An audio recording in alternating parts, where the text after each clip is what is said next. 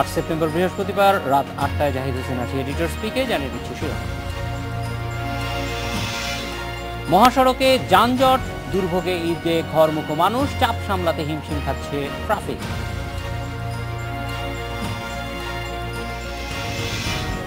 জমে উঠছে কোরবানি পশুর হাট, ভারতীয় গরু না আসলে ভালো দাম পাবেন ব্যবসায়ীরা। পুরুষের পাশাপাশি জঙ্গিবাদে জড়াচ্ছেন নারীরাও, ধর্মীয় আবেগ ও স্বল্প শিক্ষার সুযোগ নেওয়া হচ্ছে দাবি পুলিশের।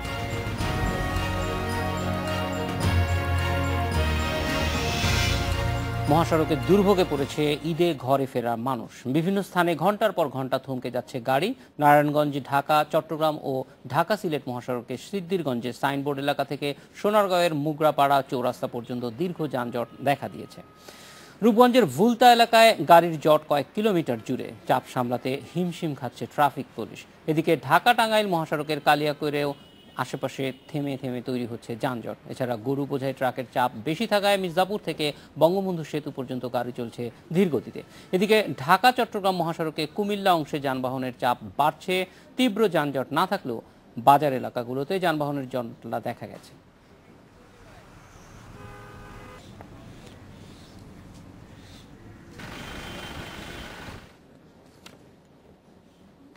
প্রতিবারের মতো এবারও ঈদের আগে ও পরে 6 দিন মহাসড়কগুলোতে ভারী পণ্যবাহী ট্রাক, কাভার্ড ভ্যান ও লরি চলাচল বন্ধ রাখার নির্দেশ দেওয়া হয়েছে। দুপুরে চট্টগ্রাম সিটি গেট এলাকায় বিআরটিএ ভ্রাম্যমাণ আদালতের কার্যক্রম পরিদর্শনে গিয়ে এ তথ্য জানান সড়ক পরিবহন ও সেতুমন্ত্রী ওবায়দুল কাদের। মন্ত্রী বলেন, এরই মধ্যে পণ্যবাহী যানবাহন চলাচল সীমিত করা হয়েছে। ঈদের আগে ও পরে 3 দিন এ ধরনের যান চলাচল পুরোপুরি বন্ধ করা হবে বলে জানান মন্ত্রী।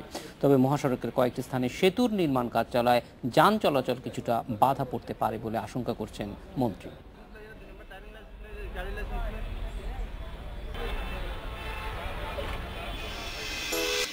ঈদে বাড়ি ফেরায় দুর্ভোগে যাত্রীরা। এই বিষয়ে কথা বলতে আমাদের সঙ্গে আছেন মহাখালী থেকে সহকর্মী আব্দুল্লাহ রাফি ও সদরঘাট থেকে সহকর্মী আসিফ জামান। আব্দুল্লাহ রাফি, আপনার কাছে প্রথমে যেতে চাই যে সন্ধ্যার সময়, এই সময় নিশ্চয়ই ঘরমুখী মানুষের অনেক ভিড়। আমরা আজকে আসলে দুপুরের পর থেকেই এই যাত্রা দেখেছি, তো এখন পরিস্থিতিটা কেমন দেখছেন? আমি সকাল বেলা দেখেছি, বাস টার্মিনালে ছিলাম, মাঝখানে বিকেলবেলা কমলাপুর স্টেশনে গিয়েছিলাম, সেখানে তেমন একটা যাত্রী ভোগান্তি নেই। তবে মহাখালী বাস টার্মিনালে আছে। এখানে যেটা হয়েছে যে ঢাকার ভেতরে না, ঢাকার বাইরে হাইওয়েগুলোতে খুবই যানজটে পড়তে হয়েছে। তো আসলে এই বিষয় নিয়ে আমার সাথে এই মুহূর্তে আছেন ঢাকা মহানগর পুলিশের সহকারী পুলিশ কমিশনার, সিনিয়র সহকারী পুলিশ কমিশনার খুরশিদ আলম। তার কাছে আসলে জানতে চাচ্ছি যে এবার আপনার কাছে জানতে চাচ্ছি যে এবার সড়ক পথে যাত্রীদের একটু বেশি ভোগান্তিতে পড়তে হচ্ছে, যদিও ঢাকার ভেতরে না। এর কারণটা আসলে কি মনে করছেন? না ঢাকার বাইরে টার্মিনাল থেকে বেরোতে কোনো সমস্যা হচ্ছে কিনা, আপনারা কোনো ব্যবস্থা গ্রহণ করেছেন কিনা যাত্রীদের সুবিধার্থে? আপনি নিজে দেখতে পাচ্ছেন যে আমাদের ঢাকার ভিতরে আসলে গাড়ি ভলিউম অনেক বেশি হওয়া সত্ত্বেও খুব বেশি ঝামেলা নেই। এখানে কন্টিনিউ ইনকামিং এবং আউটগোয়িং গাড়ি আসছে এবং যাচ্ছে। আমাদের মাননীয় কমিশনার মহোদয়ের নির্দেশে আমরা প্রত্যেকটা পয়েন্টে অতিরিক্ত পুলিশ মোতায়েন করেছি। সেই জন্য আমাদের গাড়ির প্রেশার বা ভলিউম অনেক বেশি হওয়া সত্ত্বেও আমাদের যানবাহন ট্রাফিক ব্যবস্থা টোটালি আমাদের কন্ট্রোলে আছে। আর আমরা বিশ্বাস করি সেটা হচ্ছে যে যেহেতু ছুটি শুরু, ঈদমুখী লোকজন ঈদের আনন্দ ভাগাভাগি করার জন্য, পরিবার পরিজনের সাথে ঈদ আনন্দ কাটানোর জন্য দেশে যাচ্ছেন।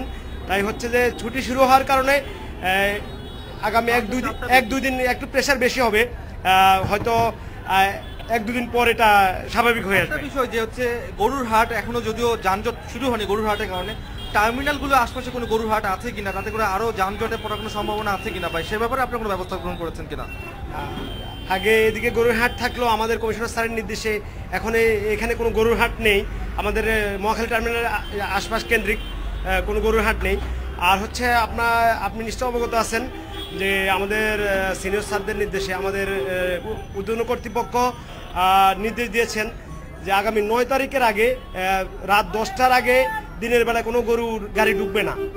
সুতরাং এই ব্যাপারটা নিয়ে আমাদের কোনো প্রেশার হচ্ছে না। ধন্যবাদ আপনাকে। ধন্যবাদ।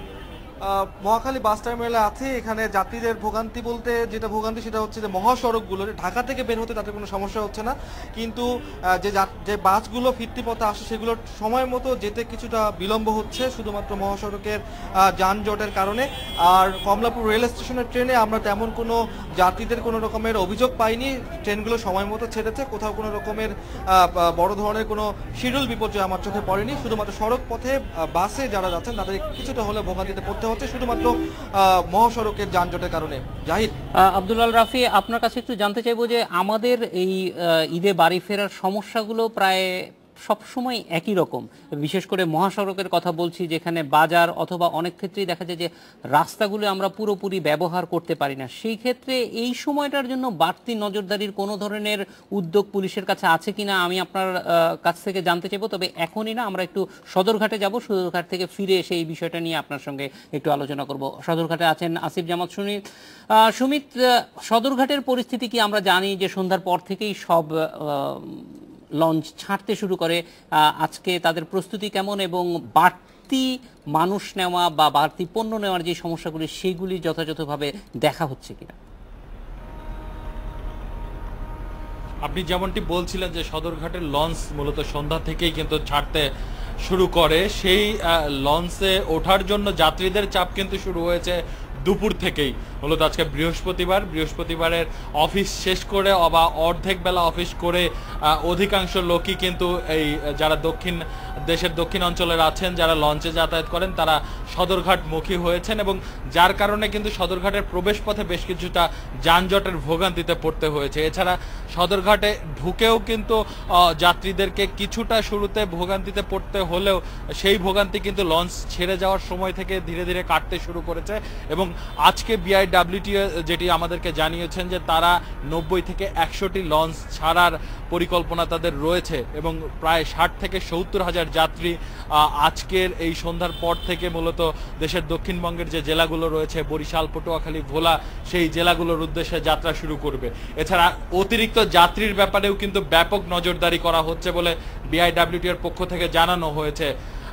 বিকেলে সদরঘাটে পুলিশের মহাপরিদর্শক এসেছিলেন, তিনি জানিয়েছেন যে অতিরিক্ত যাত্রী যাতে বহন না করতে পারে সেই জন্য মালিক পক্ষের সঙ্গেও পুলিশ বৈঠক করেছে এবং মালিক পক্ষ পুলিশকে আশ্বস্ত করেছে। এছাড়াও পুলিশের পক্ষ থেকেও কিন্তু 700 আইন শৃঙ্খলা রক্ষাকারী বাহিনীর সদস্য মোতায়েন করা হয়েছে বলে আমাদেরকে জানানো হয়েছে।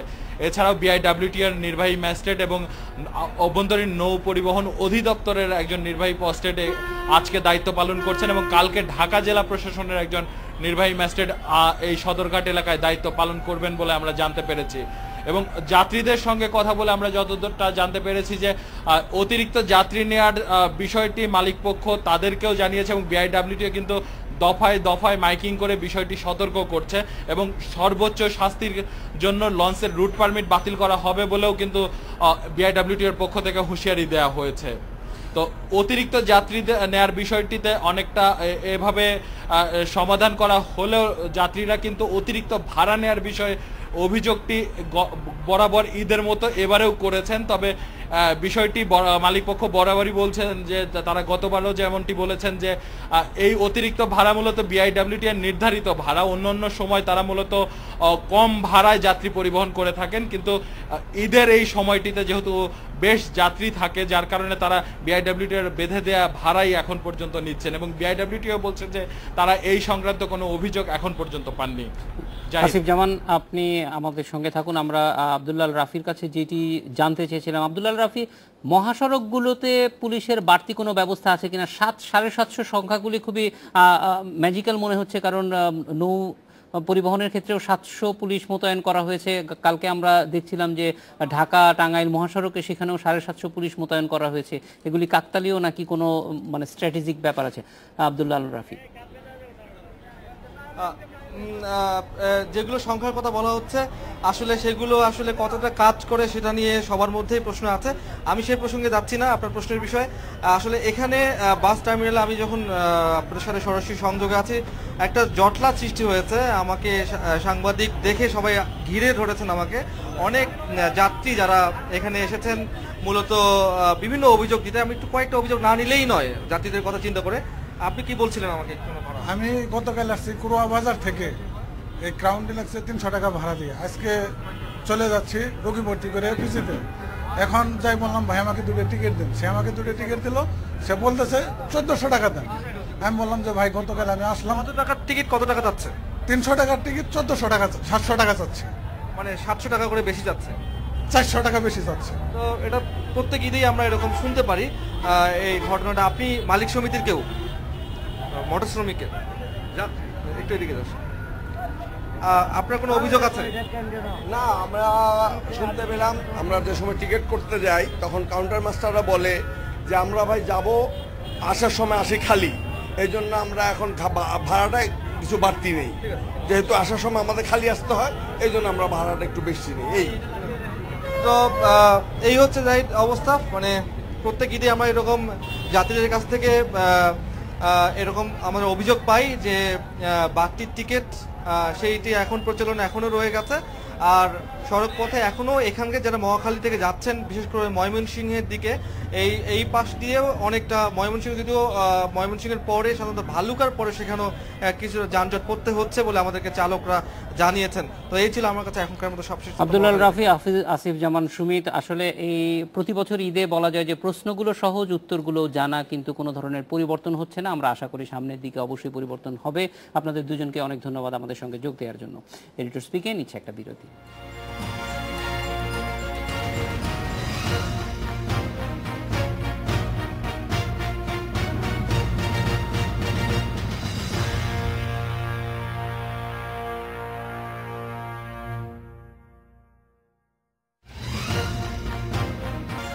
দিনভর চেষ্টার পর কিছুক্ষণ আগে দৌলদিয়া 4টি ঘাঁটি সচল করেছে বিআইডব্লিউটিএ। পদ্মার স্রোত বেশি থাকলেও পাটুরিয়া দৌলদিয়া রুটে ফেরি চলাচল স্বাভাবিক রয়েছে, যানজটও কমে আসতে শুরু করেছে। এ বিষয়ে আরও জানাতে মানিকগঞ্জে আছেন সহকর্মী মঞ্জুর রহমান, আমরা কথা বলছি তার সঙ্গে।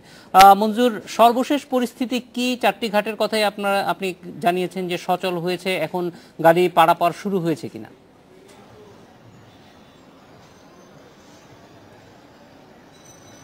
হ্যাঁ, আসলে এটি আমাদের জন্য অত্যন্ত সুখবর যে এই কিছুক্ষণ আগেই, অর্থাৎ এই 7:30 থেকে বিআইডব্লিউটিএ যে সহকারী প্রকৌশলী শাহ আলম তিনি আমাকে জানিয়েছেন যে দৌলদিয়া ঘাটের 4টি ঘাটই এখন সচল হয়ে গেছে এবং সেই সব ঘাটটি এখন নির্বিঘ্নে যানবাহন ওঠানামা করছে। জাহিদ ভাই, আমি আপনাকে একটু পূর্বে নিয়ে যাই, আমি আপনাকে একটু পূর্বের বিষয়টা জানাই। এই পরিস্থিতি কিন্তু এই রাজবাড়ির যে দৌলদিয়ার, এইটা কিন্তু গত মার্চ মাস থেকে এরকম বিভিন্ন সমস্যা শুরু হয়েছে। এর তীব্র আকার ধারণ করে কিন্তু গত এই যে বর্ষা মাস থেকে এর নানান সমস্যা সৃষ্টি হয়, এই ঘাটের অচল অবস্থা সৃষ্টি হয়ে যায় এই বর্ষার মধ্যে। এবং আপনি জানেন যে গত 6ই আগস্ট এই বর্ষার মধ্যে আপনার যে 1 নম্বর যে ফেরিঘাটটি, সেই ফেরিঘাটটি নদীতে বিলীন হয়ে যায় নদীর তীব্র স্রোতে। এরপর আপনার দীর্ঘ 1 মাস এই 1 নম্বর ঘাটটি বন্ধ থাকার পর এই 6ই সেপ্টেম্বর থেকে এই ঘাটটি পুনরায় চালু হয়। এর আগে আপনি জানেন গত শনিবার আপনার যে এই 2 নম্বর যে ঘাটটি নদীর তীব্র স্রোতে এবং এই র্যামের নিচ থেকে মাটি সরে যাওয়ার পরে সেই 2 নম্বর ঘাটটি ভেঙে যায়। এরপরই একদিন পরে আবার 3 নম্বর ঘাটটিও ভেঙে যায়। তো তারপর থেকে আপনি এই 1 এবং 4 নম্বর ঘাট দিয়ে যানবাহন পারাপার ওঠানামা করে আসছে। একটা ঘাট যে ভেঙে যাচ্ছে সেটা কি অন্তত কিছু আগে অনুমান করা যায় যে কয়েকদিন আগে যে ঘাটটি ভেঙে যেতে পারে বা ঝুঁকিপূর্ণ হয়ে গেছে, ফলে ওই সময়ে বিকল্প খোঁজার কোনো চেষ্টা করা যেতে পারে কিনা? না, আসলে এটি বিআইডব্লিউটিএ কর্তৃপক্ষ অনুমান করতে পারে না, কারণ তিনি যেটা বলেন আসলে প্রকৃতির উপর কারো হাত নেই। তিনি একদম মানে আপনাকে আমি একটা বিষয় জানাই, গতকাল রাত 12:30 দিয়ে কিন্তু এই যে 3 নম্বর ঘাটটি আজকে 4টার দিকে চালু হয়েছে, সেই 3 নম্বর ঘাটটা কিন্তু কালকে রাতে তারা চালু করে ফেলছিলেন, অপারেশনে দিয়ে ফেলছিলেন। এরপরেই আপনি দেখেন যে নদীর যে তীব্র স্রোত, আমি আজকে সারাদিনই এই দৌলদিয়া ঘাটে ছিলাম, পাটুরিয়া ঘাটে ছিলাম। তো আমি পাটুরিয়া ঘাটে যে স্রোত তার চেয়ে কয়েক গুণ বেশি দৌলদিয়া ঘাটে। তো সেখানে আপনার এই স্রোতে কিন্তু রাত 3:30টার দিকে সেই 3 নম্বর ঘাটটি আপনার আবার ভেঙে যায়। এরপরে আমি নিজে দেখেছি যে তারা প্রাণপণ চেষ্টা করে আসছেন এই 3 নম্বর ঘাটটি আবার সচল করার জন্য। তাদের এই কাজ সরজমিনে দেখতে কিন্তু আপনার প্রধান প্রকৌশলী মহিদুল ইসলাম তিনি ঢাকা থেকে আজকে এসেছেন এই পাটুরিয়া ঘাটে এবং তিনি সারাদিনই সেই পাটুরিয়া দৌলদিয়া ঘাটে ছিলেন এবং তিনি আমার সাথে কথা বলেছেন এই ঘাটে। তিনি অবশ্য আমাকে বলেছিলেন যে গত আগামী শনিবার রবিবারের মধ্যে তিনি পুরো ঘাটটি সচল করে দিবেন, কিন্তু তার আগেই আজকে আমি দেখতে পেলাম যে আজকে আপনার 8টার মধ্যে 7:30টার মধ্যেই তারা কিন্তু এই যে দুটি ঘাট নষ্ট ছিল সেই দুটি ঘাট কিন্তু তারা ঠিক করে দিয়েছেন। আপনাকে আরেকটা বিষয় জানিয়ে রাখি, এই যে ঘাটগুলি সচল হলো 4টি ঘাট, এর ফলে কত গাড়ি পারাপার করতে পারবে এবং এর ফলে যে গাড়ির একটা জট তৈরি হয়েছে সেটি কত সময়ের মধ্যে একটা স্বাভাবিক পরিস্থিতিতে আসতে পারে, কোনো অনুমান আছে কিনা? হ্যাঁ, আমি এই বিষয়টা নিয়ে কথা বলেছিলাম যে বিআইডব্লিউটিসির যে দৌলতদিয়া শাখার ব্যবস্থাপক শফিকুল ইসলামের সাথে। তিনি আমাকে যেটা জানিয়েছেন যে দৌলতদিয়া ঘাটে আপনি জানেন যে ব্যাপক যানজট আছে, সেখানে প্রায় 6 শতাধিক ট্রাক এবং 3 শতাধিকের মতো আপনার ট্রাক বাস আছে, এবং আপনি এর মধ্যে কিন্তু পশুবাহী ট্রাকে আছে প্রায় 2 শতাধিক। তো আমাকে শফিকুল ইসলাম যিনি যে আমাকে জানিয়েছেন যে যদি 4টি ঘাট সচল থাকে তাহলে রাতের মধ্যে তারা সব পরিবহনই তারা কাভার করতে পারবে এবং ঘাটে কোনো যানজটই থাকবে না। এবং আপনি জানেন যে এখানে কিন্তু মোট 18টি ফেরি চলাচল করছে। এই ঘাট যদি সচল থাকে, ঘাট যদি পুরোপুরি ভালো থাকে, তাহলে 18টা ফেরি চলাচল করলে তাদের কাছে এই যানজটটা কোনো সমস্যায় থাকবে না। আর আপনাকে দৌলতদিয়া ঘাট, পাটুরিয়া ঘাটে কিন্তু তেমন কোনো যানজট নেই, গাড়ি আসতেছে, গাড়ি চলে যাচ্ছে, যে কয়টা গাড়ি আসতেছে একদম নির্বিঘ্নে তারা পার হয়ে যাচ্ছে। কিন্তু ওই যে দৌলতদিয়ার যে ঘাটের যে সমস্যা ছিল, সেই সমস্যার কারণে কিন্তু আপনার দৌলতদিয়া ঘাটে তীব্র যানজট আকার ধারণ করছিল। তো আশা করা যাচ্ছে যে আজকে রাতের মধ্যে হয়তো তারা এই যানজট থাকবে না এবং অনেকটাই তারা কাভার করে নিয়ে আসতে পারবেন। এই ছিল আমার কাছে এই পাটুরিয়া দৌলতদিয়া নৌরুটের সর্বশেষ খবর। জাহিদ ভাই। মঞ্জুর রহমান, অনেক ধন্যবাদ আমাদের সঙ্গে যোগ দেওয়ার জন্য। এডিটর স্পিকে নিচ্ছে একটা বিরতি।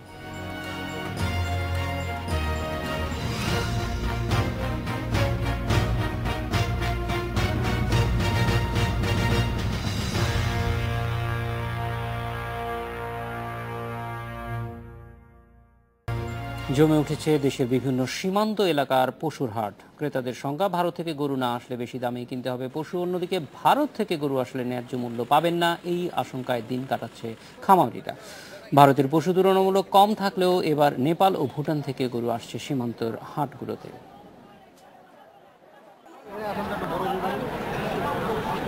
কদিন আগেও হাটে ছিল না কোনো ভারতীয় গরু, কিন্তু ঈদ যতই এগিয়ে আসছে পঞ্চগড়ের পশুর হাট জমে উঠেছে ভারতীয় গরুতে। জেলার ধামর, হারিভাষা, তেঁতুলিয়া, মাঝিপাড়া, রওশনপুর সহ সীমান্তের প্রায় 13টি পয়েন্ট দিয়ে আসছে এসব গরু। এখান থেকেই এসব পশু চলে যাচ্ছে দেশের বিভিন্ন প্রান্তে। আমরা 8টা গরু কিনছি, 10-12টা গরু কিনে এক গাড়ি মাল কিনে আমরা ইনশাল্লাহ চলে যাবো। ভারত থেকে গরু আসার কারণে এখন গরু ধরে মহা মুশকিলে পড়ছে। জয়পুরহাটেও 15টি পশু হাটে বেড়েছে পশু সরবরাহ। এবারই প্রথম এসব হাটে গরু এসেছে নেপাল ও ভুটান থেকে। ক্রেতারা খুশি হলেও এতে প্রভাব পড়বে দেশি গরুর বাজারে, আশঙ্কা ব্যবসায়ীদের। তবে জয়পুরহাট সীমান্ত দিয়ে বিদেশি গরু আসার কথা অস্বীকার করেছে বিজিবি। আমাদের এই এলাকায় যেহেতু কোনো বিট কাটাল এখন পর্যন্ত নাই, অ্যাকচুয়ালি অফিসিয়ালি আমাদের এখানে গরু এখন আসতেছে না। মাঝে মাঝে চোরাই পথে কিছু কিছু আসে, বাট এগুলো আমরা ধরে কার্যকরী ব্যবস্থা গ্রহণ করি। উল্টো চিত্র লালমনিরহাট ও চুয়াডাঙ্গায়। অন্য বছর অবাধে ভারতীয় পশু আসলেও এবার তা নেই বললেই চলে। এতে পছন্দের পশু কিনতে হিমশিম খাচ্ছেন ক্রেতারা, তবে দাম বেশি মানতে নারাজ বিক্রেতারা। গত বছর এই বছর দাম বাড়া আছে, গরুর দাম বেশি আছে। বিগত 16 বছর যাবত আমি গরু কিনে ঢাকাতে নিয়ে যাই, অন্যান্য বারের তুলনায় এই বছরের গরুর বাজার একটু চড়া। যারা স্থানীয় লোক আছে তাদের জন্য, আমাদের বিক্রেতার জন্য খুবই সুবিধা হয়েছে এবং টাকা পয়সা বেশি পাইতেছি। মেহেরপুরের হাটগুলোতেও নেই ভারতীয় গরু। জাল টাকার দৌরাত্ম্য এবং কোনো অপ্রীতিকর ঘটনা ঠেকাতে ব্যাংক, প্রাণী সম্পদ বিভাগ এবং ইজারাদারদের পক্ষ থেকে নেওয়া হয়েছে বিশেষ ব্যবস্থা। নজরুল ইসলাম তমাল, ইন্ডিপেন্ডেন্ট নিউজ ডেস্ক। জমে উঠেছে দেশের বিভিন্ন সীমান্ত এলাকার পশুর হাট। এ বিষয়ে কথা বলতে আমাদের সঙ্গে বগুড়া থেকে আছেন উত্তরাঞ্চলের প্রধান হাসিবুর রহমান এবং চট্টগ্রাম থেকে অনুপম শীল ও যশোরের বেনাপোল থেকে গরু ব্যবসায়ী সাহেব আলী। স্বাগত হাসিবুর রহমান, ইফতেখার ফয়সাল এবং সাহেব আলী। হাসিবুর রহমান, আপনার কাছে প্রথমে একটু জানতে চাই যে সীমান্ত এলাকাগুলো এখন হাট, আমরা গত কয়েকদিন যাবৎ যেটা দেখছি যে হয়তো গরু কিছু কিছু আসতে শুরু করেছে, আপনি আসলে চিত্রটা কেমন দেখছেন? যেহেতু আমি গত 2 দিন উত্তরবঙ্গের বিভিন্ন সীমান্ত এলাকাতে কাজ করেছি, কিন্তু আমার নজরে ঠিক যেভাবে এর আগের বছরগুলোতে গরু নজরে পড়েছে ঠিক ঈদের সামনে এরকম সময়, এবার কিন্তু আমার সেরকম নজরে পড়েনি। একেবারেই যে নাই তা না, 2-1টা করে গরু রয়েছে, কিন্তু সেক্ষেত্রে গতবারের সাথে তুলনা করলে বলা যায় যে একেবারেই শূন্যের কোঠায় বলা যায়। আমি একটু আগে কথা বলেছি কুড়িগ্রামে আমাদের সহকর্মীর সাথে, তারা যেটা বলেছে যে করিডোরের আগে যে অবস্থা ছিল এমনও দেখা গেছে যে ঠিক ঈদের আগে 2-1 দিন আগে একদিনই করিডোর অতিক্রম করেছে 3,500-এর মতো গরু। সেখানে আজকে দেখা যাচ্ছে যে দিনে 100-র কিছু বেশি গরু আসছে, অর্থাৎ বলা যায় যে খুবই কম। একই অবস্থা লালমনিরহাটে। আর আমি একটু আগে কথা বলেছি আমাদের এই অঞ্চলের অন্যতম বড় একটি সীমান্তবর্তী পোর্ট যেটা হিলি, সেখানেও কিন্তু করিডোর রয়েছে। সেই করিডোরেও কিন্তু একই অবস্থা, সেখানেও ভারতীয় গরু আসেনি বললেই চলে। আর আমি কয়েকটি বাজারে গত 2-3 দিন লক্ষ্য করেছি বিদেশি গরু, অর্থাৎ ভারতীয় গরু কিন্তু আমার নজরে পড়েনি। অন্য গরুর যে ভুটান বা নেপালের যে গরুগুলোর কথা আমরা শুনছি সেই রকমও গরু বা আমাদের নজরে পড়েনি, ছাগল নজরে পড়েনি। হাসিবুর রহমান, সীমান্ত এলাকাগুলোতে বিজিবির নজরদারি বাড়ানো হয়েছে কিনা, যেন কোনো রকমই কোনো ধরনের চোরাই পথে গরুরা আসতে পারে? কারণ আমরা এবছর দেখেছি যে খামারিরা অনেক বেশি উদ্বিগ্ন যেন কোনো ধরনের গরু না আসে, কারণ যদি গরু আসে তাহলে তাদের হয়তো পুরো ব্যবসায়ী বিফলে চলে যাবে। জাহিদ ভাই, শুধু বিজিবি নয়, অর্থাৎ বাংলাদেশ সীমান্তরক্ষী বাহিনী নয়, ওপারেও আমি খেয়াল করেছি যে ভারতীয় সীমান্তরক্ষী বিএসএফও কিন্তু খুবই তৎপর রয়েছে এবং তারা তাদের এলাকায় সীমান্তের ভেতরে এতই বেশি কড়া নজরদারি রেখে যে সাধারণত যেভাবে আমরা গরু দেখতে পাই এই সময়টায় সেই রকম আমরা এবার দেখতে পাচ্ছি না। তাতে করে বোঝা যাচ্ছে যে সীমান্তের ওপারে বিজিবি যেমন করা রয়েছে, শক্ত অবস্থানে রয়েছে, একইভাবে কিন্তু এই পাশে বর্ডার গার্ড যেটি তারাও কিন্তু বেশ সতর্ক রয়েছে, যে কারণে আমার নজরে বলা চলে যে ভারতীয় গরু পড়েইনি। আমি বেশ কয়েকটি সীমান্ত পয়েন্টে গেছি, ঠাকুরগাঁতে গেছি, দিনাজপুরের কয়েকটি জায়গায় গেছি, রংপুরের পাশাপাশি যে জেলাগুলো আছে তাদেরও সীমান্তবর্তী এলাকায় গেছি, কিন্তু আমার নজরে আসলে ভারতীয় গরু সেভাবে পড়েইনি বলা চলে। আর আজকে আমি যে হাসিবুর রহমান, আপনি সঙ্গে থাকুন, আমরা একটু বেনাপোলে যাব, সেখানে আছেন সাহেব আলী। সাহেব আলী, আমরা একটু যেই চিত্রটি দেখতে পাচ্ছি উত্তরাঞ্চলে, বেনাপোল দিয়েও এর আগের বছরগুলোতে যথেষ্ট গরু বা অন্যান্য পশু আসতে দেখতাম, এই বছরের চিত্রটা কেমন দেখছেন আপনারা? এবছরে গরু তো নাই, খুবই কম। 2-1টা গরু আসে খুব চুরি করে, বিজিবি চুরি করে, বিএসএফ চুরি করে। এবছর গরু নাই বললেই চলে। গরু যে আসছে না সেই জন্য বাজারে কি খুব বেশি প্রভাব দেখছেন আপনারা যারা এই ব্যবসার সঙ্গে আছেন? না, তা কোনো প্রভাব নেই বাজারে, কিন্তু দেশের যে মাল আছে, খামারি আছে, সারসাতলায় খামারি আছে অন্তত 20,000-এর উপরে। খামারি ইন্ডিয়া থেকে ঘুরে আসলে তো খামারিরা মরে যাবে। এখানে এখন বর্তমান খুব একটা চাপও নাই এবং খুব মজুতও নাই। খুব মজুত আছে, অনেক খামারি বেচতে পারিনি এখনো, খামারিরা সব ঘুরে আছে লাভের আশায়। লাভ হচ্ছে না, এবার খাদ্যর দাম বেশি, যার কারণে খামারিরা ধরে আছে, অনেকেই বহু খামারি ধরে আছে। সাহেব আলী, খামারিদের যাতে আরো বেশি দুর্ভোগ না পোহাতে হয় সেই জন্য এই যে অন্যান্য দেশ থেকে গরু আসা বন্ধ রাখা হয়েছে, সেইটি আপনি কি মনে করেন খুবই প্রয়োজনীয় কিনা? এটা আমাদের দেশের জন্য খুবই প্রয়োজন, দেশের মানুষের জন্য, খামারিদের জন্য খুবই প্রয়োজন। এটা খুবই ভালো। সাহেব আলী, আমরাও আশা করি যে খামারিদের উপকারে আসে এমন কাজই সরকার করবে এবং বিজিবিও এটি বজায় রাখবে আগামী কয়েকদিন। আমরা একটু চট্টগ্রামে যাব, অনুপম শীল আছে। অনুপম, চট্টগ্রামের বাজারের কি অবস্থা, জমে উঠেছে কিনা, এবং একই সঙ্গে চট্টগ্রামের বা পার্বত্য এলাকার যে সীমান্তগুলো আছে বিশেষ করে মিয়ানমারের সঙ্গে, সেখান থেকে কোনো ধরনের পশু আসছে কিনা এই এলাকায়? হ্যাঁ, আমি এখন আছি চট্টগ্রামের সিটি কর্পোরেশন এলাকায় সবচেয়ে যে বড় পশুর হাট, যেটি সাগরিকা পশুর হাটে, এবং এখানে এখনো পর্যন্ত আমরা যেমনটা দেখছি যে অন্যান্য বার বা বলা যায় যে যেভাবে জমে ওঠে ঠিক তেমনটা দেখা যাচ্ছে না। কারণ এই পশুর হাটকে ঘিরে আশেপাশে প্রায় 2 থেকে 3 বর্গ কিলোমিটার এলাকা জুড়ে কিন্তু পশু বসে, পশু বেচা কেনা হয়।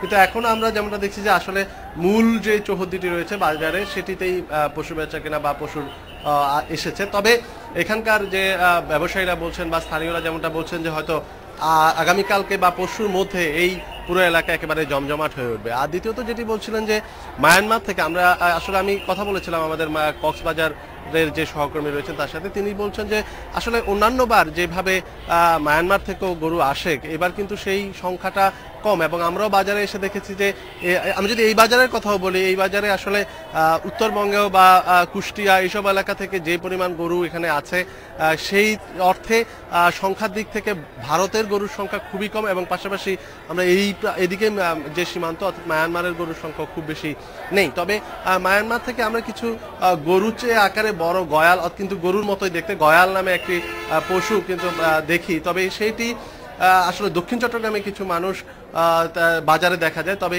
চট্টগ্রাম শহরের ভিতরে যে আমার মনে হয় না যে সেটা খুব বড় প্রভাব ফেলতে পারবে। অনুপম শীল, সাহেব আলী এবং হাসিবুর রহমান, আপনাদের তিনজনকে অনেক ধন্যবাদ আমাদের সঙ্গে যোগ দেওয়ার জন্য। এডিটর স্পিকে নিচ্ছে একটা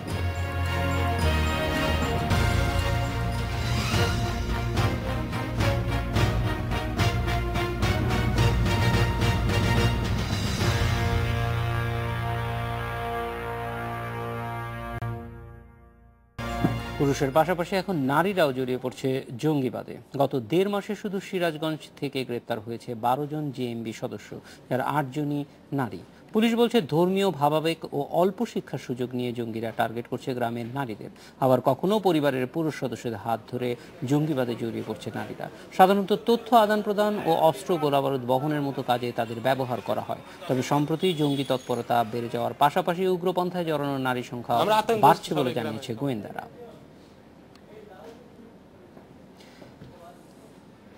এ বিষয়ে কথা বলতে আমাদের সঙ্গে আছেন অ্যাসাইনমেন্ট এডিটর মাসুদ কার্জন।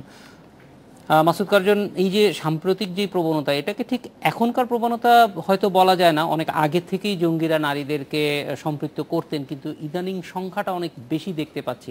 এটিকে আসলে গোয়েন্দারা কিভাবে দেখছেন? জাহিদ, যেটি বলছেন যে আসলে সাম্প্রতিক প্রবণতা, এটি আপনি বললেন যে আসলে এটি অনেক পুরনো প্রবণতা। আমরা যদি সেই জেএমবির 2004 সালে জেএমবি বা জেএমজিবির উত্থান দেখি, তখন থেকে আসলে দেখছি যে জঙ্গি সেই বাংলা ভাই শায়েক আব্দুর রহমান বা সেই আব্দুল আওয়াল, তাদের কথা যদি বলি এবং ধরি, তখনই দেখছি যে আসলে তাদের পুরো পরিবার, এমনকি মেয়ের জামাই পর্যন্ত, মানে আমরা দেখেছি যে সাংগঠনিকভাবে বিয়ে হওয়ার নজির আছে কিন্তু সেই জেএমবির প্রথম দিকের ঘটনাটা। তো সেই জেএমবির একটা অধ্যায় গেছে, এখন নতুন অধ্যায় শুরু হয়েছে। এখন আমরা আসলে দেখছি যে জঙ্গি তৎপরতায় যারা জড়িয়ে পড়ছেন, তাদের স্ত্রী বা পরিবারের সদস্যরা যেরকম জড়িয়ে পড়ছেন, এবং এমনকি আমরা দেখছি যে সেই দেশ ছাড়ার মতো ঘটনা আমরা দেখছি যে স্ত্রী সন্তান সহ চলে যাচ্ছে। এটার একটা কারণ হচ্ছে যে আসলে সাম্প্রতিক সময়ে জঙ্গি তৎপরতায় গুলশান হামলার পর বিশেষ করে যে একটা বলা চলে যে আসলে গোয়েন্দারা অনেক গভীরে যাচ্ছেন এবং গভীরে গিয়েই আসলে এই বিষয়গুলো আসলে বের করার চেষ্টা করছেন। তো সেটা আমরা দেখছি যে এই হারটা আসলে ঠিক এভাবে বলা চলে যে হার বেড়ে গেছে নারীদের, ঠিক তা না। আমরা বলতে পারি এইভাবে যে আসলে গ্রেপ্তার বা অভিযানের ক্ষেত্রে যেরকম বলা চলে যে আইনশৃঙ্খলা সদস্যদের ভাষায় যে চিরুনি অভিযান, সেই অভিযানেই কিন্তু আসলে এই বিষয়গুলা বের হয়ে আসছে। তারপরেও একটা বিষয় দেখা যাচ্ছে যে সাম্প্রতিক আমরা দেখেছি যে গত পরশুদিনের জন্য একটা বিষয় আমরা খেয়াল করি যে সাংগঠনিকভাবে মানে বিয়ে করারও সিদ্ধান্ত হয়েছে, স্ত্রী সন্তান আছেন, তারপরে আবার নতুন করে বিয়ে করেছেন। তো সেইটাও কিন্তু একেবারে নতুন তা বলা চলে। তো বলা চলে যে আসলে যে জেএমবির যে ধারাবাহিকতা বা নিষিদ্ধ জঙ্গি সংগঠনের যে ধারাবাহিকতা, আমরা যদি বলি জেএমবি বা আনসারুল্লাহ বাংলা বা সাম্প্রতিক সময়ে যে নব্য জেএমবি, সেই ধারা কিন্তু অনেক পুরনোই বলা চলে এবং সেই ধারাবাহিকতারই অংশ হিসাবে বলা চলে যে আজকে তবে এটা সাম্প্রতিক সময় ধরা পড়ছে। আমি এটা বলবো যে আসলে বিশেষ করে গুলশান হামলার পর জঙ্গি বিরোধী যে অভিযান শুরু হয়েছে, সেই অভিযানে আসলে আইনশৃঙ্খলা বাহিনীর সদস্যরা তারা বলছেন অনেক গভীরে যাচ্ছেন, পুরো বিষয়গুলো খোঁজ খবর করছেন, এই জন্যই কিন্তু আসলে ধরা পড়ছে। তারপরে আমরা কিছু ব্যতিক্রম মনে করি যে এই প্রবণতাটি হয়তো একদিক থেকে কিছুটা দুর্বলতারও প্রকাশ, কারণ হয়তো যথেষ্ট সাংগঠনিকভাবে মানুষকে আনতে পারছে না বলেই নারীদেরকে নেওয়া হচ্ছে। আমাদের সঙ্গে যোগ দেওয়ার জন্য অনেক ধন্যবাদ। এই ছিল আজকের এডিটর স্পিকে। আমন্ত্রণ আমাদের পরে।